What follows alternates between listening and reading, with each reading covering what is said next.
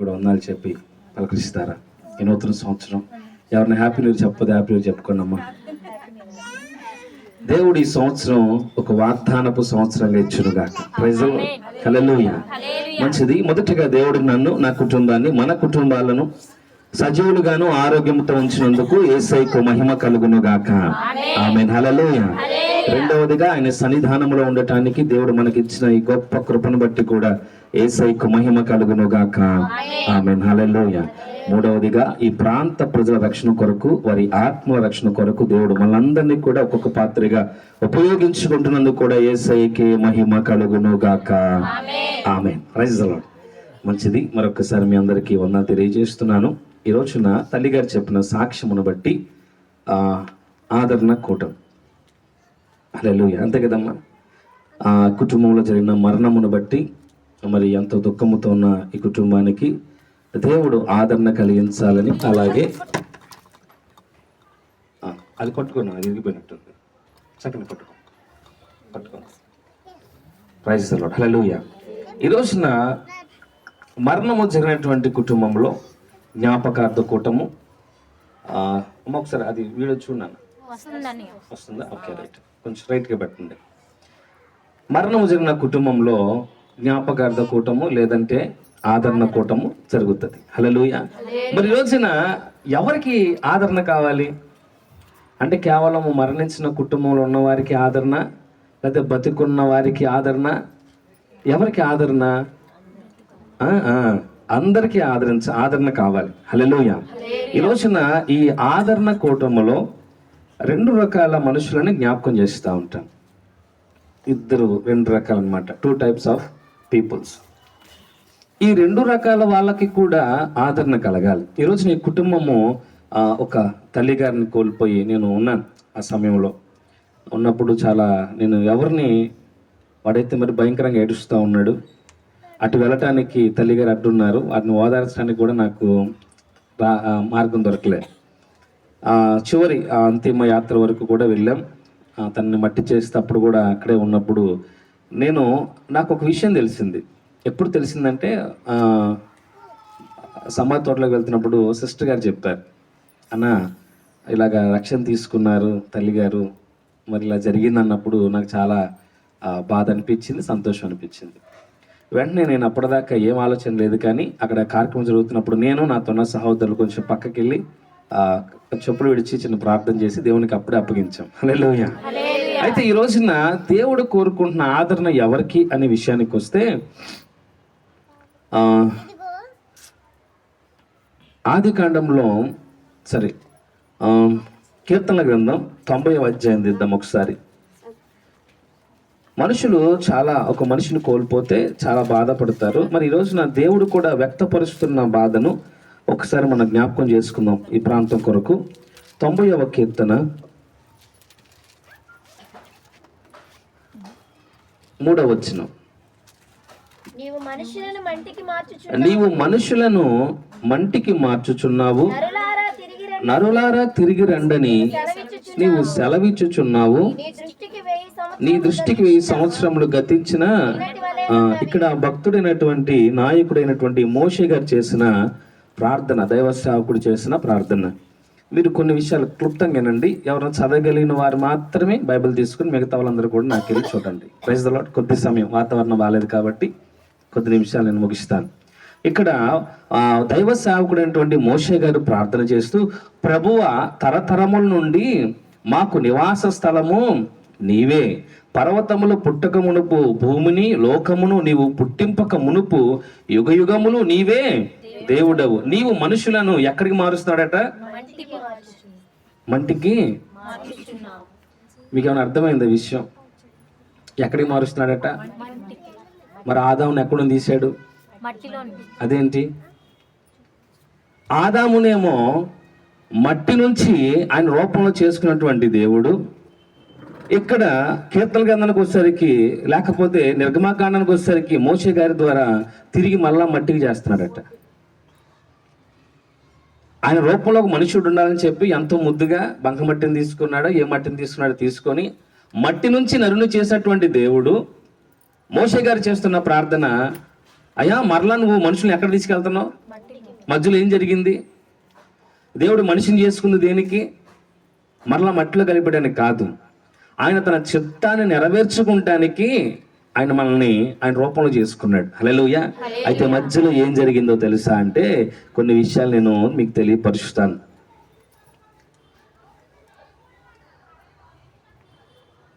మనుషుడట ఈ యొక్క మరణాన్ని ఆయనే తెచ్చుకున్నాడు. ఎవరి వల్ల వచ్చింది మరణం? ఆదాము ద్వారా వచ్చింది. ఆదాము ద్వారా వచ్చినటువంటి ఈ మరణము ఎవరికి సంక్రమించిందట? మన అందరికీ కూడా సంక్రమించింది. కాబట్టి ఈ మరణం ఎవరు తెచ్చుకున్నట్టు? దేవుడు తెచ్చింది కాదు, మనుష్యుడు తెచ్చాడు. హల్లెలూయా. ఒక వాక్యంలో 2వ కొరింథీ రాసిన పత్రిక 1వ కొరింథీ రాసిన పత్రిక 15వ అధ్యాయం తీద్దాం ఒకసారి. 1వ కొరింథీ రాసిన పత్రిక 15వ అధ్యాయం 20వ వచనం. ఇప్పుడైతే నిద్రించిన వారిలో ప్రథమ ఫలముగా క్రీస్తు మృతుల నుండి లేపబడి ఉన్నాడు.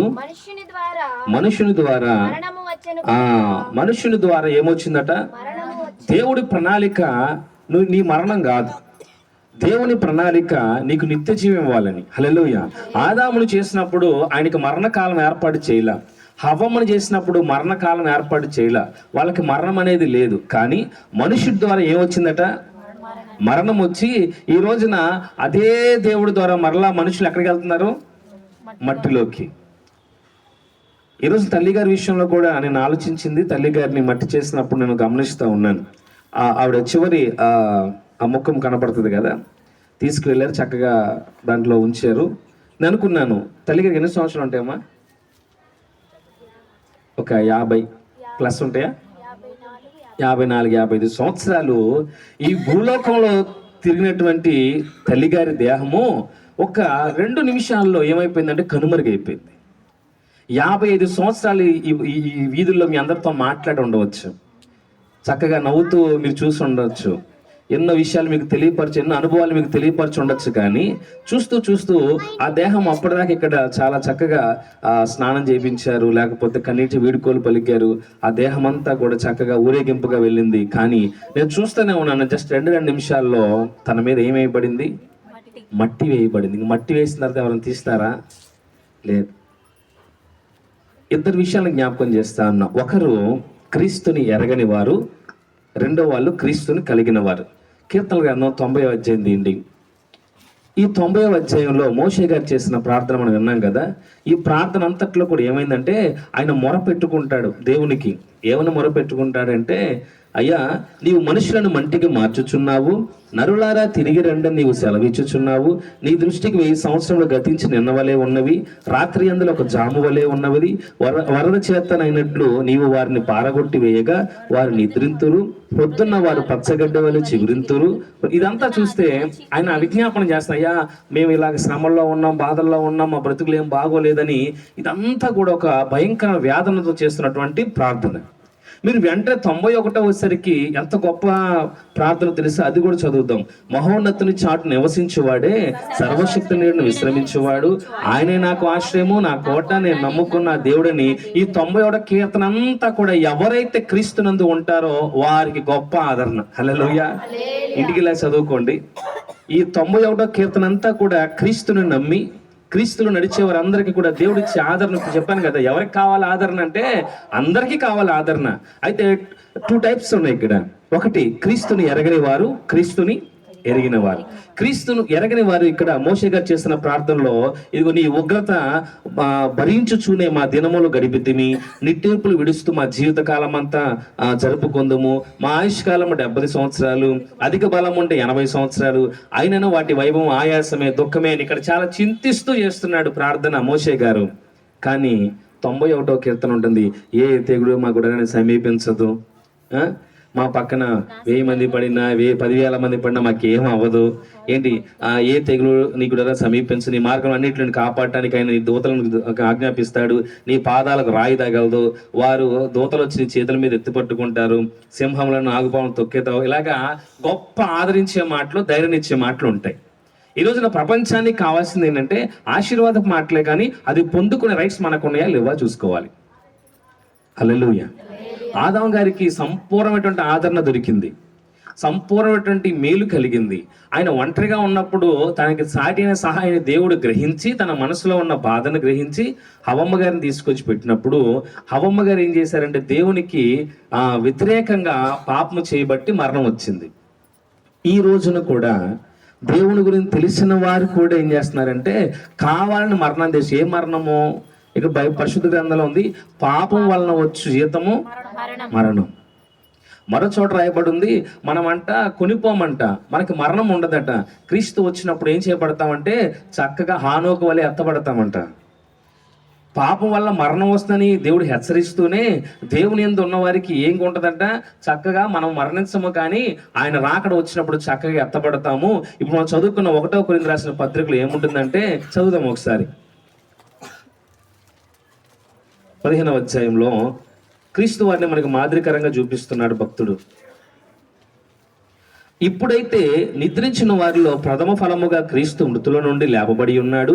మనుషుని ద్వారా మరణము వచ్చెను గనుక మనుషుని ద్వారానే మృతుల పునరుద్ధానమును కలిగెను. ఆదామునందు అందరూ ఎలాగూ మృతి పొందుచున్నారో అలాగుననే క్రీస్తునందు అందరూ కూడా ఏమవుతారట, బ్రతికింపబడుతున్నారు. హల్లెలూయా. ఈ రోజున ఆదరణ ఎవరికి కావాలంటే మరణించిన కుటుంబానికే కాదు, మరి బ్రతికున్న ప్రతి ఒక్కరికి కూడా ఆదరించబడాలి. ఆ ఆదరణ ఎలాంటి ఆదరణట, ఎవరైతే క్రీస్తునందు ఉంటారో వారి నూతన సృష్టి. ఇది మనకు అందరికి తెలిసినటువంటి వాగ్దానం. అలాగే దేవుడు అంటున్నాడు, నీవు బ్రతకాలన్నా నిత్య జీవాన్ని పొందుకోవాలన్నా కానీ నువ్వు ఎవరితో ఉండాలి, క్రీస్తుని మాదిరికరంగా చేసుకోవాలి. హల్లెలూయా. ఈ రోజున దేవుని బిడ్డలే కాదు, సమస్త ప్రాంతంలో ఉన్న మనుషులందరూ కూడా దేవునికి దూరం అయిపోతున్నారు, దేవుని నుంచి ఆదరణ కోల్పోతున్నారు.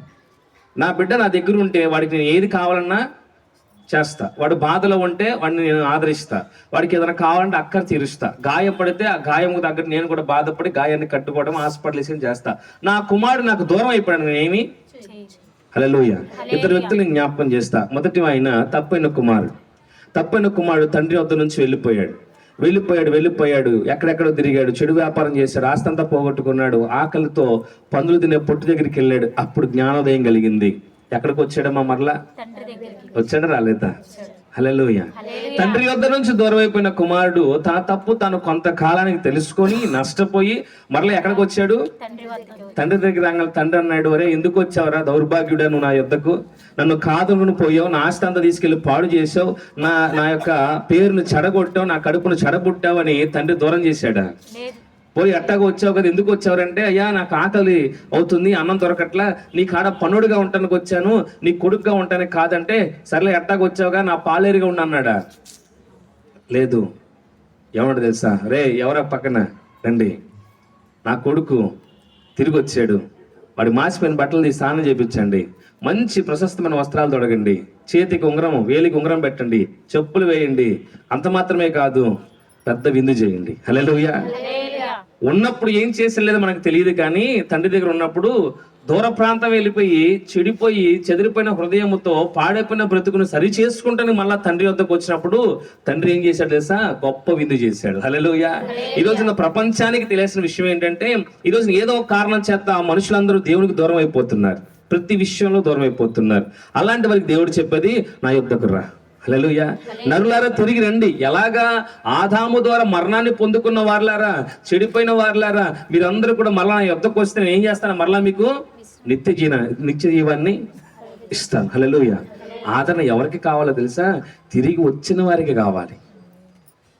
అన్న ఇంట్లోనే ఉన్నాడు, అన్న వచ్చి అంటాడు, ఏంటి నాన్న ఎట్ట చేసావు, నేను నీ దగ్గరే కనిపెట్టుకొని ఉన్నాను, ఏంటి నేను నీ మీద మాట పడిలా, నీ పరుగు తీయలా, నేను నీ చక్కగా నీ మాట వింటూ ఉంటే నాకు ఏ రోజైనా నా ఫ్రెండ్స్తో పార్టీ చేసుకుంటానికి ఏం చేయాల, ఒక చిన్న మేకపిల్లని కూడా ఇవ్వాల, వాడు బయటికి వెళ్ళి నీ పరుగు తీసాడు, ఆస్తి అంతా పాడు చేసుకుని వాడు వస్తే వాడికి ఏం చేస్తావు? గొప్ప విందు చేస్తున్నావు.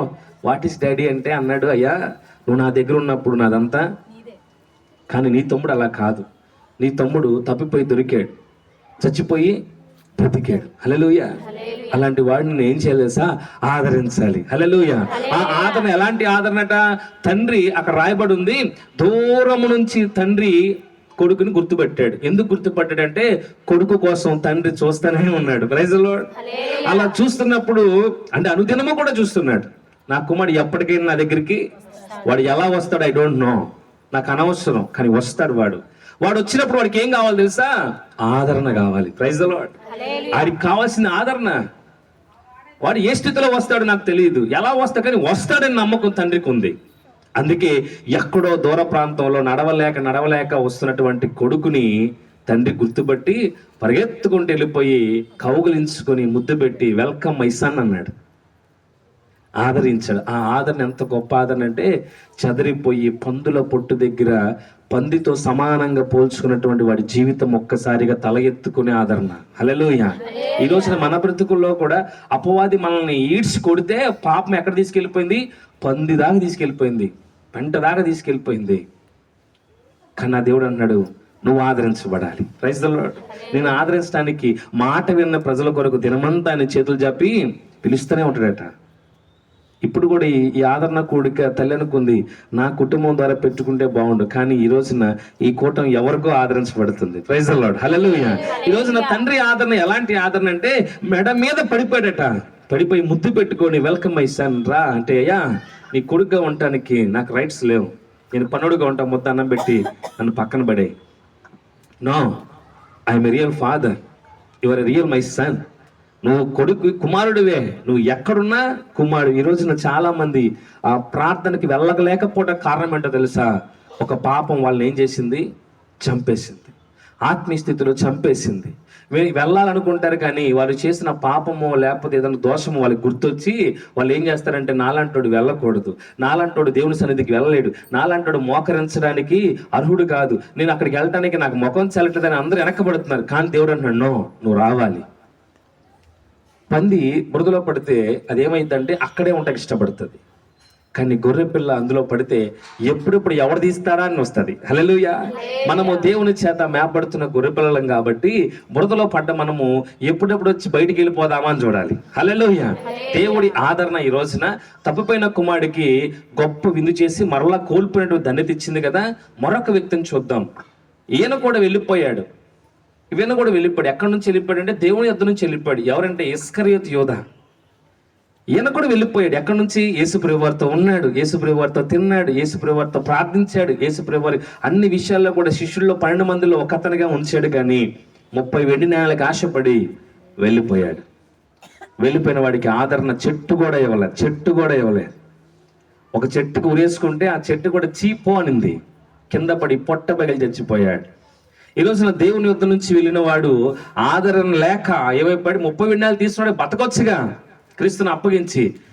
కానీ అంతరంగం ఏం చేసింది? వాడిని బతకనివ్వలేదు.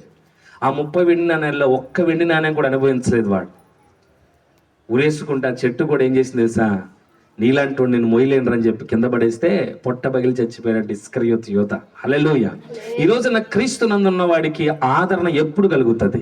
ప్రతి శ్రమలో ఆయన నిన్ను ఆదరించడానికి సిద్ధంగా ఉన్నాడు. ప్రతి కన్నీటిలో ఆయన నిన్ను ఆదరించడానికి సిద్ధంగా ఉన్నాడు. ఎలా చెప్తున్నావు అన్నా నువ్వు అంటావేమో. ఈ 2026లో నువ్వు నేను బతుకున్నావంటే ఆయన ఆదరించబట్టే. Praise the lord. ఘనమైన వాళ్ళు, గొప్ప అందగాళ్ళు, కోటీశ్వరులు, కారుల్లో, మేడ మిద్దెల్లో, ఆస్తిపరులు, ఏసీల్లో పుట్టి పెరిగిన వాళ్ళు కూడా ఈరోజు అనేక మంది ఎక్కడ లేరు? జీవంతో లేరు. కానీ ఈ రోజున ఏమీ లేని మనలను దేవుడు ఏం చేస్తున్నాడు? ఇంకా ఆదరిస్తున్నాడు. హల్లెలూయా.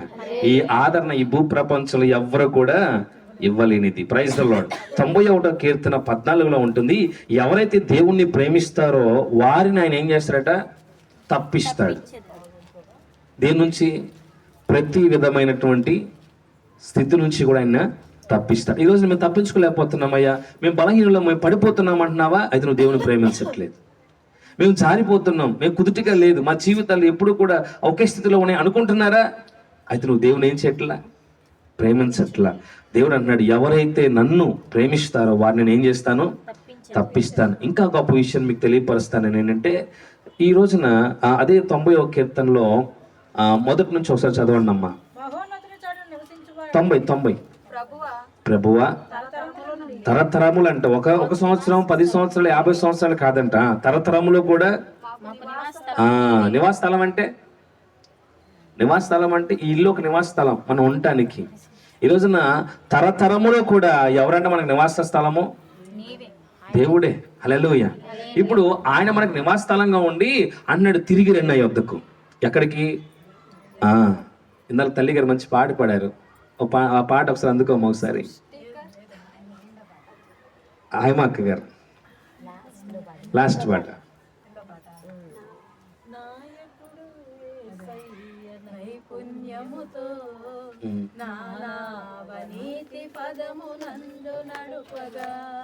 కొట్టాను.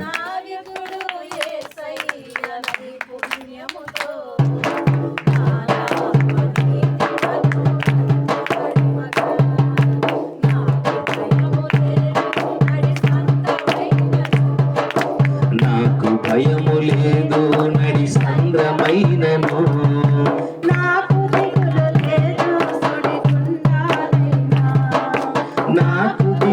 లేదు సుడిగుండాలైనా, సాగిపోచున్నది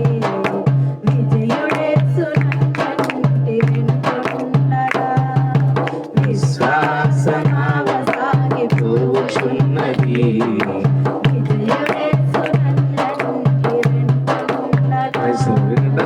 విశ్వాస నావ సాగిపో దేంట్లో? క్రీస్తునాడు నమ్మకంతో. క్రీస్తు మనలో లేకపోతే మన నావ సాగిపోదు. శిష్యులు చేసిన ఒక చిన్న పొరపాటు చెప్పి నేను ముందుకు వెళ్తాను. యేసు ప్రభు వారు ఒక సమయంలో ఈ దరి నుంచి ఆ దరికి వెళ్దామని ఒక నావను తెప్పించుకొని ఆ నావలో అందరు కూర్చొని వెళ్తుంటే యేసు ప్రభు వారు మాత్రం ఏం చేస్తా ఉన్నారంట? ఓడ అమరమని నిద్రిస్తున్నాడు. ఆ ఓడ తుఫాన్లో చిక్కుకుంది. ఆ తుఫాన్లో చిక్కుకుంటే అందరూ భయభ్రాంతులకు గురవుతుంటే యేసు ప్రభు వారు మాత్రం ఏం చేస్తున్నారట? అంత భయంకరమైన తుఫాన్లో ఎవరికి నిద్ర పడుతుందా? లేదు. అక్కడ ఉంది, నీళ్ళు వచ్చేస్తున్నాయి అంటే వాళ్ళలోకి నీళ్ళు వచ్చేస్తున్నాయి. అక్కడ ఉన్న 12 మందికి కూడా భయం వేస్తూ ఉంది. కానీ యేసు ప్రభువు ఏం చేస్తా ఉన్నారట?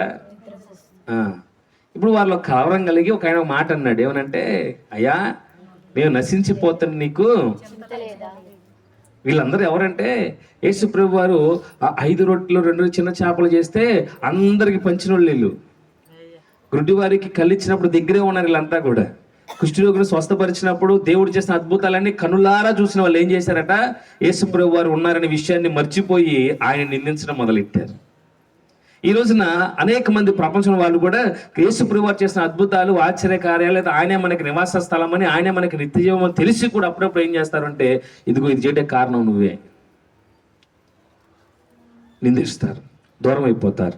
సామెతల గ్రంథం ఉంటుంది, శ్రమ దినమున నువ్వు కృంగిపోతే నువ్వేమైపోతావు? చేతకాని వాడు అయిపోతావు. హన్నా ఎంతమందికి తెలుసమ్మా? ముగిస్తాను 10 నిమిషాల్లో.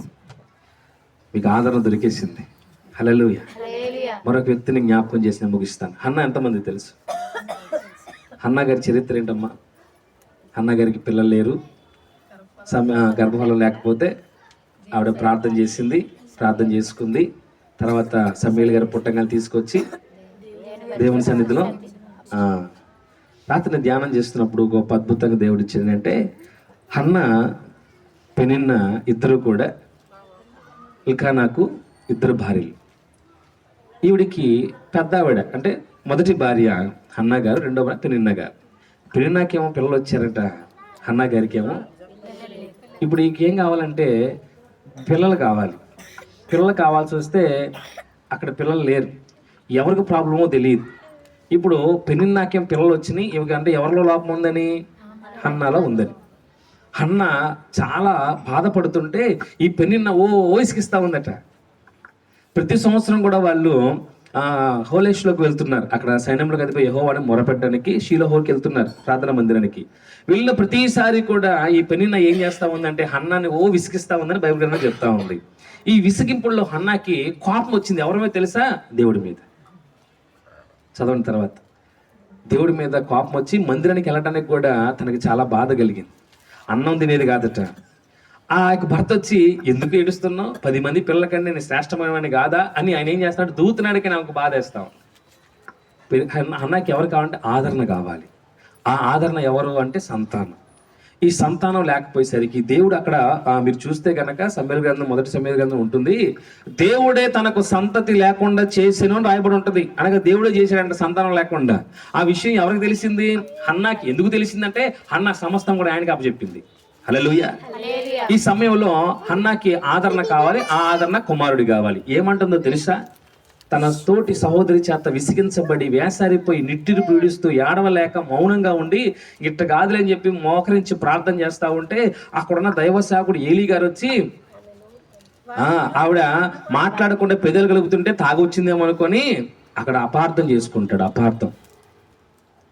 నువ్వు ఎంతకాలం మత్తురాలై ఉంటావు, నువ్వు ద్రాక్షరసం విడిచిపెట్టంటే ఆవిడ కళ్ళు తెరిచి, ఏలినవాడా నన్ను పనికిని మాలిన దానిలాగా ఎంచబాకయ్యా, ఆడే నేను శోధించబడుతున్నా, ఆడి భర్త చూస్తేనేమో ఏం చేయని పరిస్థితిలో ఉన్నాడు, నా తోటి సహోదరి అవమానించబడుతున్నా, నా వెనకున్న పనులు నన్ను గొడవలంటున్నారు తెలియకుండా ఈ బాధ అనుభవించలేక సావలేక బతకలేక దేవుడి మీద బహు కోపముతో ఏం చేస్తున్నా ప్రార్థన చేసుకుంటుంటే నన్ను దయచేసి అలా అనబాకయ్యా అని ఆదరణ కోల్పోయిన స్త్రీ వేదన పడుతూ ఉంది హన్నా గారు. ఆ హన్నా గారు ప్రార్థన చేసుకొని ఏలీ గారి చేత అవమానించబడి ఆదరణ లేకుండా అలా ఉన్నప్పుడు ఏలీ గారు ఒక మాట అంటారు, నువ్వు క్షేమంగా వెళ్ళమేక. Praise the lord. నువ్వు ఏ ఏలీ గారు అయితే మత్తురాలా అన్నాడో అదే ఏలీ గారు నువ్వు క్షేమంగా వెళ్ళు, నువ్వు దేవునితో చేసుకున్న మనవి దేవుడు నీకు దయచేయును గాక, దేవునికి స్తోత్రం కలుగును గాక. ఆ మాట అనగానే ఆ మాటకు ముందు ప్రార్థన ఏం చెప్పింది తెలుసా? అయ్యా నీవు కనుక మగ పిల్లవాడిని ఇస్తే నేను వాడి తల మీద క్షౌరపు కత్తి పడకుండా నీకే అప్పగిస్తా. ఈరోజు దేవుని వద్ద నుంచి ప్రభు నాకు అది అంటారు, కానీ దేవుడికి ఇచ్చేవో చాలా. ఆవిడ కలిగింది మామూలు అవమానం కాదు, ప్రార్థన చేయటానికి కూడా గొంతు పెగల్లా, ప్రార్థన చేయడం నోరు పెగల్లా. ఎందుకంటే విసిగిస్తూనే ఉందంట ఆవిడ. భర్త ఏమి చేయలేని పరిస్థితుల్లో, ఆధార లేని పరిస్థితుల్లో, చావలేక బతకలేని పరిస్థితుల్లో నేను చూస్తున్న చాలా మంది అయితే చచ్చిపోవటమో లేదా దేవుడి మీద కోపంతో ఎట్లిపోయే వాళ్ళు. కానీ హన్న ఏం చేసి తెలుసా? ఆ దుఃఖంలో బలపడింది. Praise the lord. బలపడి ఏమని తెలుసా? అయ్యా ఇప్పటిదాకా నేను అడిగా, నువ్వు ఇవ్వట్లా, ఇప్పుడు నేను అడుగుతున్నా, ఇది దేని కొరకంటే నీకు ఇవ్వటానికే. హల్లెలూయా. నా విసిగింపు తొలగించు, నా కన్నీళ్లు తొలగించు, నన్ను ఆదరించు, నన్ను జ్ఞాపకం చేసుకో. Praise the lord. నీవు కనుక నా అవమానం నుంచి బయట తీసుకొస్తే, నీవు నాకు ఈ ఉన్నటువంటి బాధ నుంచి బయట తీసుకొస్తే, ఆ ఒక మగ పిల్లవాడిని కనుక నాకు ఇస్తే మరలా నేను ఏం చేస్తా? నీకు తనిస్తుంది దేవునికి. హల్లెలూయా. దేవుడు ఏం చేస్తాడు తెలుసా? సర్లే ఎంత మొర పెట్టావు కదా, ఇప్పుడు నీకు నాకు ఒక మంచి పోరు జరుగుతూ ఉంది, అందరు నన్ను అడుగుతారు, నువ్వు అడిగి మళ్ళీ నాకే ఇస్తా అంటున్నావు కాబట్టి సమయాలు ఇచ్చాడు. Praise the lord. ఆవిడ ఏమైనా వాగ్దానం చేసిందో తెలుసా? నేను మాకు మగ పిల్లవాడిని ఇస్తే నెక్స్ట్ నీ దగ్గరికి వచ్చేటప్పుడు ఏం చేస్తా? పిల్లవాడు నీకు అప్పగిస్తా ప్రమాణం చేసి ఆవిడ ఒక మంచి కమిట్మెంట్ కలిగిన స్త్రీ ఏం చేసింది తెలుసా? పిల్లవాడు పాలు విడిచేంత వరకు మందిరానికి వెళ్ళలేదు. ఎందుకు? ఇప్పుడు నేను ఇతను తీసుకువెళ్తే నేను పిల్లవాడిగా ఇస్తా, ఆ ఏలీ గారు ఎలా పెంచుతారో తెలియదు, కానీ నేను ఏం చేయాలంటే నా బిడ్డకు ట్రైనింగ్ ఇవ్వాలని చెప్పి పాలు విడిచేదాకా కూడా ట్రైనింగ్ ఇచ్చిందండి. మీరు 28వ వచనంలో కానీ చూస్తే మొదటి అధ్యాయంలో ఏమంటే తెలుసా? అతడు అనగా సమూయేలు గారు ఏం చేశాడు తెలుసా? యెహోవాకు మొరపెట్టాడు ఆయన. హల్లెలూయా. మొక్కుబడి చేసుకున్నాడు, ఆయనే ప్రార్థన చేసుకున్నాడు. ఈరోజు నా హన్నా కలిగిన ఆదరణ ఎందుకు కలిగిందంటే దేవునితో పోరాడింది ఆవిడ కూడా. ఎక్కడ కూడా నశించిపోలా, ఎక్కడ కూడా తొలగిపోలేదు. పెనిన్న ఇసుకిచ్చిన ఎలకన్నా గారు ఏమీ చేయలేకపోయినా కానీ, ఎంత ఆశతున్నా కానీ హన్నా గారు ఏం చేసింది తెలుసా? దేవుడితో పోరాడి సమయాన్ని గెలుచుకొని మరలా దేవునికి ఇచ్చిన మాట ప్రకారం తిరిగి ఇవ్వగా ఇప్పుడు ఆవిడకున్న ధన్యత ఏంటో తెలుసా? ఎవరైనా నా ఎద్దకు వచ్చినప్పుడు అన్నయ్య నా గర్భం లేరంటే నేను చేసే మొదటి ప్రార్థన ఏంటి?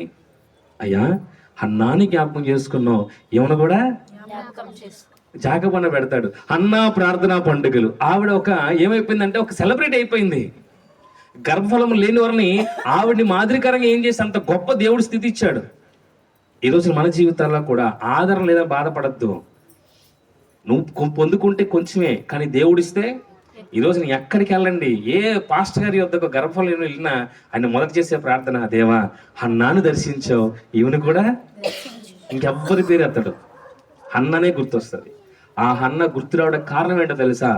ఆదరణ లేని సమయంలో దేవునితో పోరాటం చేసి నోరు పెగలని స్థితిలో కూడా దేవుని చేత పొందుకున్నటువంటి స్త్రీ హన్నా గారు. హల్లెలూయా. ఈ రోజు నా దేవుడు మనకిస్తున్న ఆదరణ ఏంటో తెలుసా? ఏ తెగులుని కూడా సమీపించదు. ఒకవేళ మరణంగా నిన్ను తాకిందనుకో, యెహోవా భక్తుల మరణము ఆయన దృష్టికి విలువైనది. హల్లెలూయా. ఈ రోజు నా ఆదరణ కావాల్సింది ఏంటంటే మరణించిన వారికో మరణించిన కుటుంబానికో కాదు, బ్రతికున్న దేవుని బిడ్డలకి. Praise the lord. అలాగే క్రీస్తులో ఉన్న వాళ్ళకేమో దేవుడు ఆశీర్వాదాలు ఆదరణ ఇచ్చేసాడు. ఇంకా క్రీస్తులో లేని వారికి ఏమవుతుందంటే ఆ ఆదరణ పొందుకోలేక మోషే చేసిన ప్రార్థన, మాకు ఇంకా భయం వేస్తుంది, మేము ఇంకా నిట్టూరు పిలుస్తూనే ఏదో కాలం గడిపేస్తున్నాం, మాకు ఇంకా భయం వేస్తుంది, ఎప్పుడు మేము ఎగిరిపోతాం మాకు తెలియట్లా, మా బ్రతుకు చాలా బలహీనంగా ఉందని మొరపెట్టుకుంటున్నాడు. ఈ రోజున దేవునిలో ఉన్న వారికి ఆదరణ, దేవుడు లేని వారికి నిట్టూర్పులు విడిచే కాలం ఇది.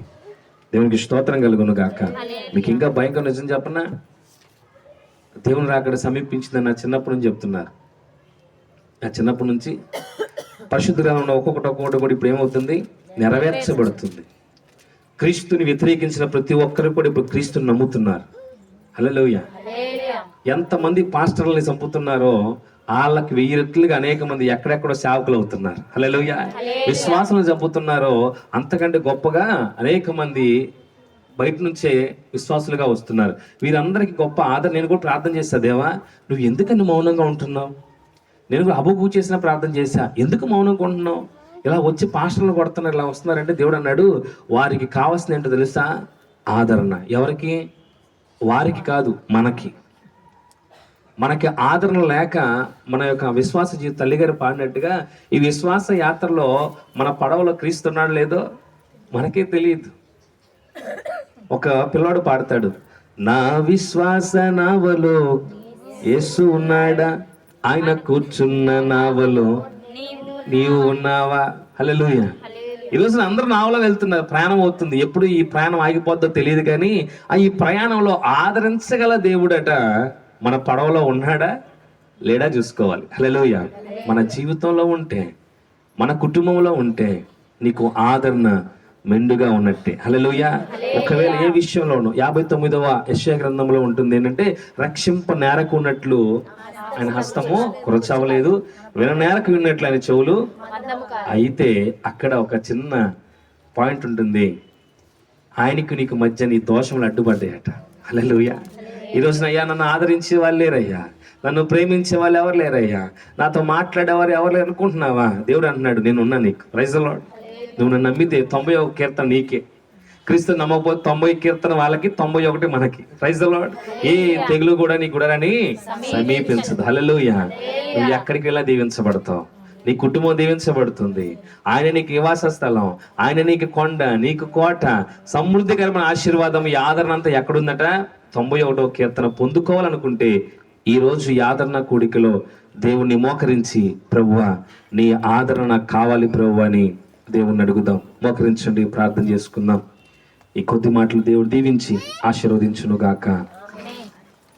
ఈరోజున సర్వశక్తి గల దేవుడు ఈ సమయంలో నీకు తెలియపరిచింది ఏంటో తెలుసా? నిన్ను ఆదరించడానికి ఆయన ఎప్పుడు సంసిద్ధుడిగానే ఉన్నాడు. ఆయన ఆదరణ ఎప్పుడు కూడా నీ ప్రక్కనే ఉంది. అది నువ్వు గుర్తుపట్టాలంటే నువ్వు క్రీస్తుని కలిగి జీవించాలి. క్రీస్తుని కలిగి నువ్వు జీవిస్తే నువ్వు దేనికి భయపడాల్సిన అవసరం లేదు. నీ విశ్వాస యాత్ర దేవునిలో కొనసాగుతూనే ఉంటుంది. నువ్వు దేనికి భయపడాల్సిన అవసరం లేదు, దిగులు పడాల్సిన అవసరం లేదు. నువ్వు కనుక క్రీస్తుని నమ్మి జీవించలేకపోతే అనుదినము కూడా నువ్వు భయపడాలి. అనుదినము కూడా శ్రమలో నువ్వు ఆదరణ కొరకు ఎదురు చూడాలి. ఒక సహోదరుడు అంటున్నాడు, మా అమ్మగారు చనిపోయినప్పుడు నన్ను ఎవరు ఆదరించలేదన్నా, నా భార్య నన్ను ఆదరించలేదు, నా కుటుంబం నన్ను ఆదరించలేదు, నా తోటి వాళ్ళు నన్ను ఆదరించలేదు, దానివల్ల నేను త్రాగుడికి బానిసైపోయాను. ఈరోజు నీ కుటుంబంలో దేవుని యొక్క ఆదరణ లేకపోతే నీ కుటుంబం లోకంలో కలిసిపోతుంది. ఈ లోకం సముద్రం, ఈ సముద్రంలో పడిపోయినటువంటి జీవిగా నువ్వు నిలిచిపోతావు.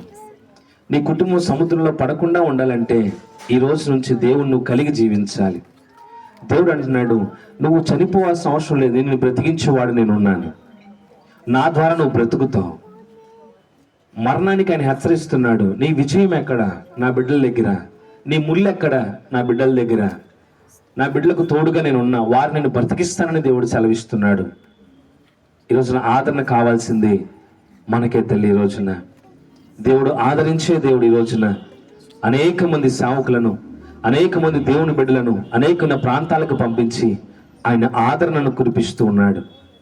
ఈరోజు నీ కుటుంబం దీవించబడాలన్నా, ఈరోజు నీ కుటుంబం ఆదరించబడాలన్నా, నువ్వు తల ఎత్తుకొని అనేక మంది ముందు సాక్ష్యం చెప్పే కృప నీకు కావాలన్నా క్రీస్తును నువ్వు బలపడు.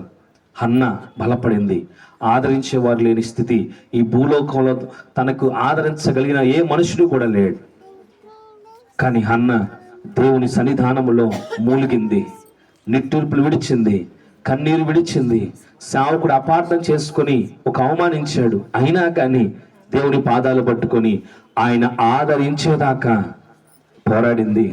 దేవుని చేత సమూయేలును పొందుకుంది. నీవు కూడా ఒక సమస్యలో, ఒక బాధలో ఉండి ఈ సమస్య తీరటానికి నన్ను ఆదరించే వాళ్ళు లేరే, నాకు సహాయం చేసే వాళ్ళు లేరని బాధపడుతున్నావా?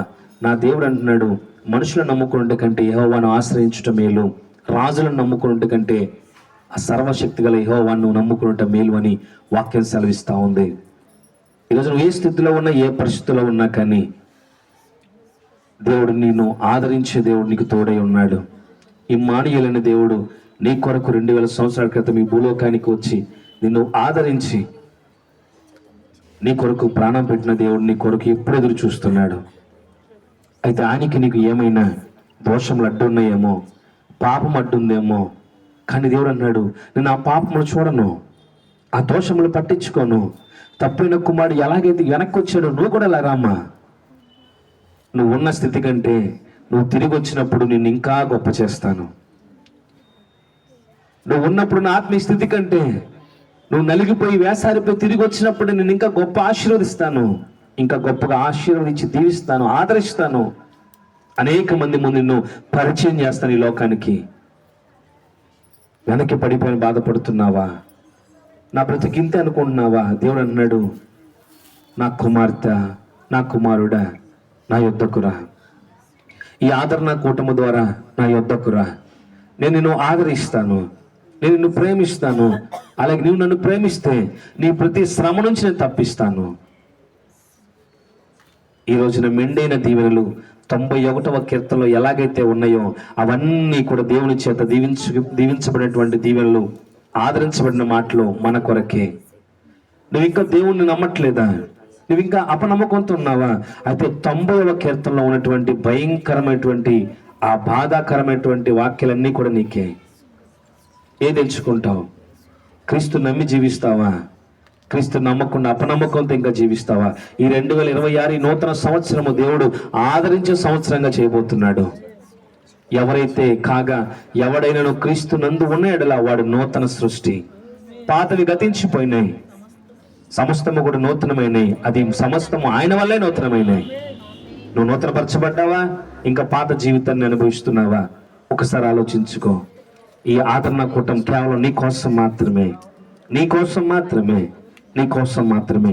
ఇదిగో రేపటి దినం ఈ ప్రాంతం చీకటితో నింపబడుతుంది. మరికొద్ది నిమిషాలు ఈ ప్రాంతం చీకటితో ఉంటుంది. కానీ దేవుడు ఈ రోజు వెలిగించినటువంటి దీపమైన నీవు, దేవుని ఆదరణ చేత నింపబడ్డ నీవు ఎప్పుడు వెలుగుతూనే ఉండాలి. నీ కుటుంబానికి తీసుకువెళ్ళి వెలుగుని దేవుని తీసుకెళ్ళి. బైబిల్ మాత్రమే ఇంటికి వెళ్తున్నాయి, బైబిల్ మాత్రమే ఇంటికి తీసుకెళ్తున్నారు, కానీ దేవుడు మీ ఇంటికి రావట్లా. ఎందుకో తెలుసా? దేవునికి నీకు మధ్య ఎన్నో దోషములు, పాపములు ఉన్నాయి. ఇప్పటికన్నా ఒప్పుకో, ఇప్పటికన్నా విడిచిపెట్టు. నా సహోదరుడా నువ్వు ఎక్కడున్నా, సహోదరు నువ్వు ఎక్కడున్నా, నా దేవుడు ఆదరించే దేవుడు. మనుషులు తోసేస్తారేమో కానీ నా దేవుడు తోసేసేవాడు కాదు. మనుషులు అవమానిస్తారేమో కానీ నా దేవుడు అవమానించే దేవుడు కాదు. మనుషులు అసహించుకుంటారేమో కానీ నా దేవుడు మీద పడి ముద్దు పెట్టిన ఎత్తుకొని ముద్దాడు వాడు ఆయనే. కాబట్టి ఆదరించగల దేవుడు చెప్తున్నాడు, కమ్ బ్యాక్, వెనక్కిరా నా యొద్దకు. నువ్వు ఎక్కడున్నా వెనక్కిరా.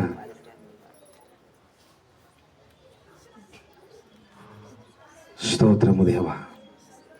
యేసయ్యా నీకే మహిమ, సర్వశక్తి గల దేవానికే మహిమ తండ్రి.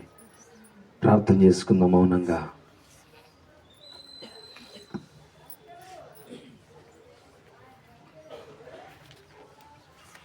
బంధకాలు నన్ను చుట్టుముట్టినా, ఎంత అంధకారమే నన్ను కమ్మినా, ఆ బంధకాలు నన్ను చుట్టుముట్టినా, ఎంత అంధకారమే నన్ను కమ్మినా,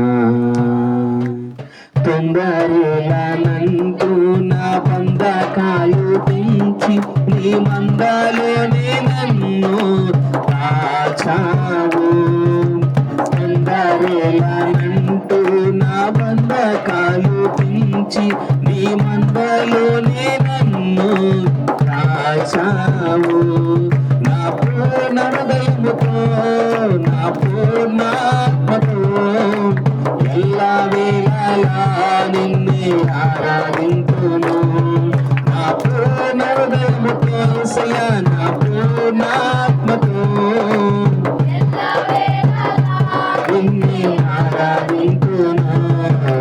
వందనాలయ్యా నీకే నా యేసయ్యా, వందనాలు వందనాలు యేసయ్యా. ఆదరించండి యేసయ్యా. వందనాలయ్యా నీకే నా యేసయ్యా, వందనాలు వందనాలు యేసయ్యా.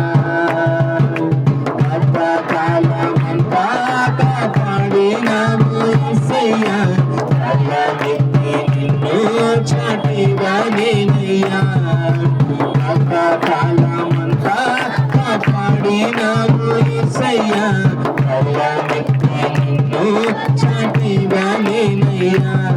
నా పూర్ణ హృదయముతో నా పూర్ణాత్మతో ఎల్లా వేళలా నిన్నే స్తోత్రం. నా పూర్ణాత్మతో ఎల్లా వేళలా నిన్నే ఆరాధించును. వందనాలయ్యా నీకే నా యేసయ్యా, వందనాలు వందనాలు యేసయ్యా. వందనాలయ్యా నీకే నా యేసయ్యా, వందనాలు వందనాలు యేసయ్యా. ప్రార్థన చేసుకుందాం. ఆదరణకర్తమైన దేవానికి స్తోత్రాలయ్యా, మహిమగల దేవానికి స్తోత్రాలు. నరులారా, నా కుమార్తెలారా, నా కుమారులారా, మరలా నా యొద్దకు రండి. ఇదిగో మీ కొరకు ఒక గొప్ప విందు సిద్ధం చేస్తున్నా. ఇదిగో మీ కొరకు ఒక ప్రశస్తమైన వస్త్రములు సిద్ధం చేసి ఉంచా. మీ కొరకు సింహాసనము ఎదుట నా పక్కన నీ కొరకు ఒక స్థానం ఉంచా. ఇదిగో తిరిగి రాబోతున్నా. నేను వచ్చినప్పుడు నా ద్వారా ఆదరించబడ్డ ప్రతి ఒక్కరు కూడా నాతో కలిసి విందులో పాల్గొనాలని దేవుడు ఆశ కలిగి ఉన్నాడు. ఈరోజు నువ్వు బాధపడుతున్నావా? దేవుడు ఆదరిస్తాడు. పశ్చాత్తాపడుతున్నావా? ఆదరిస్తాడు. ప్రార్థన చేసుకున్న దేవానికి మహిమ కలుగును గాక తండ్రి. ఈరోజు నీ బిడ్డలమైన మా అందరితో మాట్లాడిన దేవానికి వందనాలయ్యా. మా బాధలో ఆదరిస్తానని వాగ్దానం చేసావు అయ్యా. మేము కుమిలిపోతున్న వేళ మాకు తోడుగా ఉన్నావు తండ్రి. నీకు స్తోత్రాలైనా ఇప్పుడు దాకా నీ వాక్యము ద్వారా ప్రతి హృదయంతో మీరు మాట్లాడారు. ఈరోజు తండ్రి ఎవరైతే ప్రభువా నా తండ్రి ఒంటరితనంలో ఉండి నన్ను ఎవరో ఆదరించేవారు లేరే, నాతో ఎవరో మాట్లాడేవారు లేరే, నా బాధను తొలగించేవారు లేరే, నా బాధలో పాలిభాగం పొందుకునేవారు లేరే అని ఎవరైతే బాధపడుతున్నారో ఈరోజు వారిని ఆదరించగలదేవా దయతో ఆదరించండి. ఈరోజు మీ కుటుంబంలో తల్లి గారిని కోల్పోయినటువంటి కుటుంబాన్ని మీరు ఆదరించారు ప్రభువా. నీ ఆదరణ ఈ రోజున ఈ ప్రార్థనా కూటము ద్వారా ఇంకా ఎవరైతే తండ్రి శ్రమల్లో, బాధల్లో, ఇరుకు ఇక్కట్లో, పాపములో, చెడు వ్యసనాల్లో పడి ఆయన బయటికి రాలేకపోతున్నారు వారందరినీ కూడా నీ కృపలో ఆదరించు. వారికి నూతన జీవితాన్ని ప్రసాదించు ప్రభువా. తప్పైన కుమారుడు ఎలాగ తిరిగి వచ్చినప్పుడు మాసిపోయిన బట్టలతోనైనా దుర్గంధముతో వచ్చినప్పుడు తండ్రి ఎలాగైతే మీద పడి ముద్దు పెట్టుకుని ఆహ్వానించుకున్నాడో ఈ రోజున ఈ లోకం అనే బురదలోన తండ్రి చెడిపోయిన జీవితంగా ఉన్న మమ్మలను కూడా నీ అమూల్యమైన హస్తంలో దాచుకొని ఎత్తుకొని ముత్తాడి ప్రభువా అనుదినము కూడా ఆదరిస్తున్న దేవానికి స్తోత్రాలు. దయచేసి ఈ రోజున తల్లిగారి ఆత్మను మీరు జ్ఞాపకం చేసుకోండి అయ్యా. తల్లిగారి జీవిత కాలంలో చేసిన ప్రతి పనిని మీరు జ్ఞాపకం చేసుకోండి అయ్యా. వారి యొక్క ఆత్మ ప్రభు శాంతి కలగాలంటే నా తండ్రి ఈ రోజునైనా తను జీవించిన కాలం అంతా ఏ విధంగా జీవించిందో జ్ఞాపకం చేసుకోండి అయ్యా. దయచేసి నీ తీర్పు దినమున తండ్రి ప్రతి ఒక్కరిని కూడా బ్రతికిస్తా అన్నావు ప్రభువా. నీ ద్వారా మరణించిన ప్రతి ఒక్కరు తిరిగి బ్రతుకుతారని సెలవిచ్చావు నాయన. దయచేసి తల్లి గారిని కూడా మీరు జ్ఞాపకం చేసుకోండి. అలాగే ఈ ఆదరణ కూటము ద్వారా బ్రతికున్న మేము కూడా గుణపాఠం నేర్చుకున్నాం. దయచేసి మమ్మల్ని కూడా క్షమించు, మమ్మల్ని కూడా ఆదరించినైనా. మాకు ఎదురవుతున్న ప్రతి సమస్య నుంచి ఆదరించు, ఎదురవుతున్న ప్రతి కన్నీటి కార్యం నుంచి ఆదరించు, ఈ రోజున అవమానముల నుంచి ఆదరించు. తల ఎత్తుకునే కృపద ఇచ్చే ప్రభువా, నీ కృపలో ప్రతి ఒక్కరిని కూడా బలపరచండి. ఇక్కడ యవన బిడ్డలు ఉన్నారు, పెద్దవారు అందరూ ఉన్నారు ప్రభువా, ప్రతి ఒక్కరి మీద నీ హస్తము ఉంచబడును గాక. నీ ద్వారా నా తండ్రి మేము ఆదరణ పొందుకుందుము గాక. యేసు నామమున తండ్రి ప్రతి ఒక్కరు కూడా నీ కృపలోనైనా ఆదరణ పొందుకునే కృప దయచేయండి దేవా. నీకు స్తోత్రాలైనా సర్వ మహిమ నీకే చెల్లిస్తున్నాము తండ్రి. నీకు అసాధ్యం అంటే ఏది లేకపోవా, నీకు సమస్తము సాధ్యమే. అయ్యా సిస్టర్ గారి కుటుంబాన్ని మీరు జ్ఞాపకం చేసుకోండి అయ్యా, ఏ సరణ మీరు జ్ఞాపకం చేసుకోండి అయ్యా. తండ్రి నా ప్రభు నీ కృపలో రోహిత్ని, అలాగే వసంత్ని, అలాగే నా ప్రభు లక్ష్మి గారిని ప్రభు, తండ్రి రేవతిని, వారి తల్లి గారిని ప్రభు, ప్రతి ఒక్కరిని జ్ఞాపకం చేసుకోండి. ఇక్కడ ఉన్న ప్రతి బిడ్డని జ్ఞాపకం చేసుకోండి. వారు ఏ విషయంలో ఆదరణ కోల్పోయారో తిరిగి వారికి ఆదరణగా ఇచ్చేయండి దేవా. అయ్యా మరొక తన నీ బిడ్డలు సంతోషముతో ఆనందముతో నా దేవుడు నన్ను ఆదరించి గొప్ప చేసండి, గొప్ప సాక్ష్యం ఇచ్చే కృప ఇచ్చేయండి దేవా. ఈ రాత్రి కాల వేళ ఇప్పుడు దాకా వాతావరణాన్ని స్వాధీనపరచుకొని ప్రభువా మమ్మల్ని అందరినీ కొన్ని వాక్యాన్ని కృప ఇచ్చేసినందుకు నీకే మహిమ చెల్లిస్తూ, ఈ ప్రార్థన కూటమంతట్లో ఏవైనా పొరపాటు మా ద్వారా కలిగి ఉంటే క్షమించమని, మమ్మల్ని ప్రతిదినము కూడా ఆదరించి నీ కృపలో బలపరిచి ప్రభు ఆత్మీయ యాత్రలో మాకు తోడుగా ఉండి మా నావలో కాలు పెట్టమని, మాతో కలిసి ప్రయాణం చేయమని, నీ మార్గం నడిపించమని నా ప్రభు అయిన మా రక్షకుడైన యేసు క్రీస్తు నామం పేరిట అడిగి బ్రతిమలాడుకుంటున్నాము తండ్రి. ఆమేన్, ఆమేన్, ఆమేన్. యేసు రక్తమే జయం, యేసు రక్తమే జయం, యేసు రక్తం సంపూర్ణంగా విజయం. అపవాదికి లయం యేసు నామం జయము కలుగును గాక. సాతానికి ఇప్పుడు ఎల్లప్పుడు సమస్తం సర్వనాశనం కలుగును గాక. ఆమేన్, ఆమేన్, ఆమేన్. మన తండ్రి అయిన దేవుని ప్రేమ, కుమారుడైన యేసుక్రీస్తు వారి కృప, పరిశుద్ధాత్మ యొక్క అన్యోన్య సహవాసము, సన్నిధి, ఆశీర్వాదం మనకు, మన కుటుంబాలకి, ప్రాంత ప్రజలకు, ప్రాముఖ్యంగా యేసన్న కుటుంబానికి దేవుడు దయచేయును గాక. ఆమేన్, ఆమేన్, ఆమేన్.